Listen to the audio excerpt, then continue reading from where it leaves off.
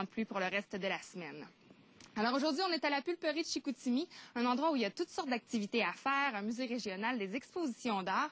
Et d'ailleurs, il y a un homme, la vie d'un homme qui est vraiment omniprésente ici. Et je suis avec Danny Cloutier, bonjour, qui va nous donner plus de détails sur la vie de cet homme-là. Il s'agit de la vie d'Arthur Villeneuve. Oui, tout à fait. Est-ce que vous pouvez nous parler de l'histoire très inspirante derrière cet homme-là? Oui, c'est un homme qui est né en 1910 au Saguenay.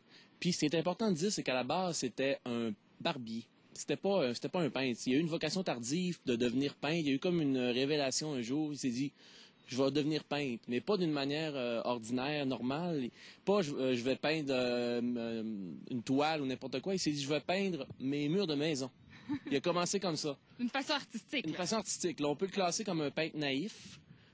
C'est quelqu'un, dans le fond, il a peint sa maison en entier, à part un mur ou deux. Donc, c'est vraiment quelque chose de super intéressant. On est ça ici à la pulperie depuis des années, depuis son déménagement en 94. Et il y a eu une pièce de théâtre qui a été faite cette année, La légende d'Arthur Villeneuve, qui est inspirée de la vie de l'artiste. De quoi on peut s'attendre? Est-ce que c'est une comédie?